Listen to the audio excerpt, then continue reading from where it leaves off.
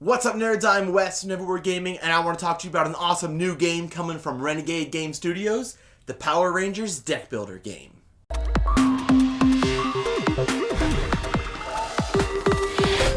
So I do want to let you know before we get started that I'm not like a huge Power Rangers fan.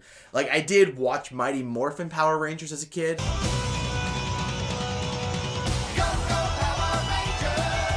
So I get the general concept. You've got these like high school age kids that can turn into these cool ninjas that are different colors. They go off and fight all these bad guys, and they've got like these cool upgrades they can do, and sometimes they turn into like dinosaurs or prehistoric creatures, and sometimes they can like meld together to be like a really big guy to fight off the really big monster. But my impression of the game is more the game mechanically and how it actually works over just like, wow, I'm so excited, Power Rangers, blah!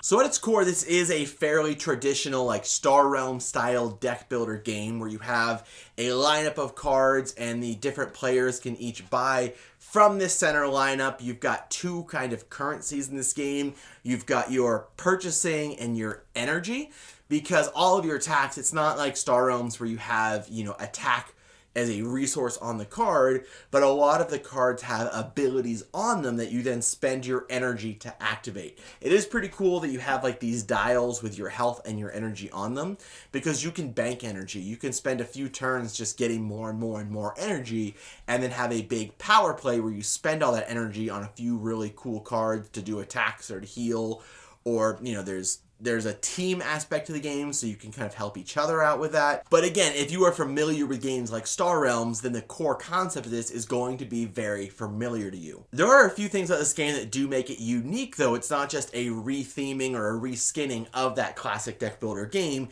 They took those bones and then they built upon it to do some really cool things. So there is a team aspect where you've got your Power Rangers and the villains that are clashing together. So in a two-player game, one player plays as a Power Ranger, or you can play as multiple characters if you want, and then one player plays as a villain or multiple villains.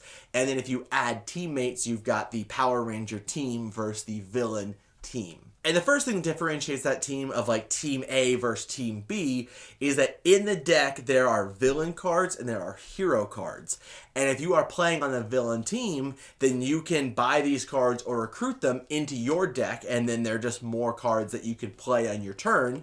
And if you're on the Power Rangers team, there are hero cards that you can also recruit and buy just into your deck to play every time.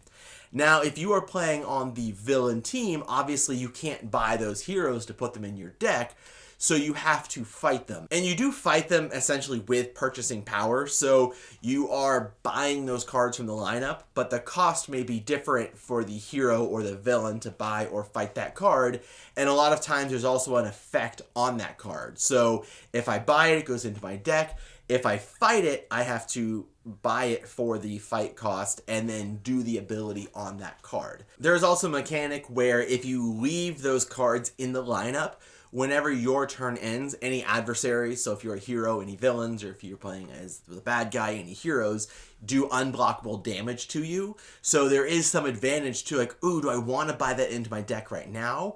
Or do I want to leave it out there and either force them to spend their purchasing to fight it, or if they don't spend the purchasing to fight it, then it's just doing extra damage to that team. It adds a nice variation to just buying cards from a lineup where you choose, like, do I want to buy it? Do I want to leave it there? Do I want to fight it?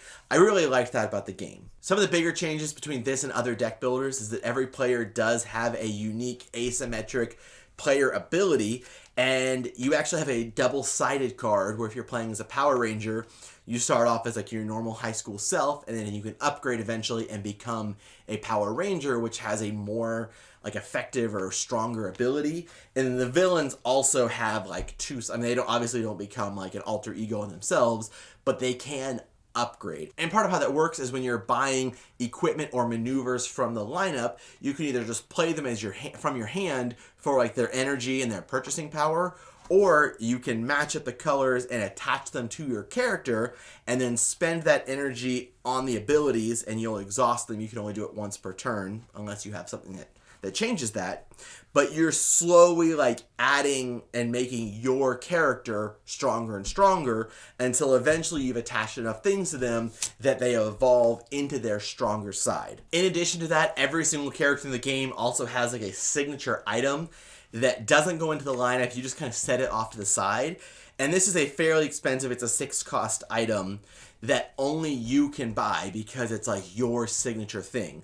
So that is one of the things that you want to kind of save up for to buy because it's specific for your character, and they're all like really cool cards that you want. Each team also has kind of an asymmetric thing they have going for it. So with the villain team, you have the lair, which you can buy the other villains that you're not playing as and put them in the lair. And those give you like constant abilities for your villain team. And also every villain you have here just does a damage to the opponents every single turn. And the Power Rangers have their Zord Bay, where they're each trying to get like the different Zords, and this is like the T-Rex and the Sabretooth and the cool like jet thing, you know, all those cool equipments that they can have, and you're slowly attaching them to your Zord Bay, and you can, you know, spend these for free, and then you have to pay to like unexhaust them to use them again. And then if you get enough of them, you can either get your Megazord or your Mega Dragon Zord. And not that I actually know what those things are, but they definitely sound cool. Like, you know, of like, oh, our team just unlocked our Mega Dragon Zord. Like, you know that's going to be awesome, right? And those are actions that like your team can use. So if you're playing with multiple people in one team, like you're buying things that you each have access to, and they give you like really strong attacks, and it makes it easier to unequip them. So as you're upgrading all of these things, you're like upgrading yourself, and you're getting attachments, and you've got like your asymmetric, your team, the thing that you're working on, that make you that much stronger to essentially just continue dealing damage to the other team until you win. And so when it comes back down to it at the end of the day, it is a fairly traditional deck builder game where I am buying cards to make my deck better, to do the most damage to you, to eventually have you have 0 health, and then I am the winner. But they do add a lot of cool things about it that make this a really unique deck builder game that even somebody who like the theme of Power Rangers is not the most exciting thing in the world to me, I'm still excited to play this game. I still have a great time playing it. And now if you are like a Power Rangers fan, I highly recommend this game because I think you're going to have a lot of fun with it. So if you do want to check this game out, there is going to be a pre-order through CrowdOx. I'll go ahead and put a link to that in the description box down there. Definitely check it out, see what they've got going. It's got awesome artwork. If you're into Power Rangers, the theme is on point. And if Power Rangers isn't your thing, it's still a really fun deck builder game. So if you're into just deck builders in general, again, definitely recommend checking it out. While you're looking at the links in our description box, you should also check out our link to this awesome Game Topper. If you notice, we film all of our videos now on this Game Topper. We also play most of our games on it, and I really do enjoy playing games on it. When I have to play a game like inside at my regular dining room table, it's just not the same. I want to bring this into my main house and play there. So definitely check out Game Toppers as well. And while you're done clicking on those links, make sure you subscribe to our channel so you'll never be bored.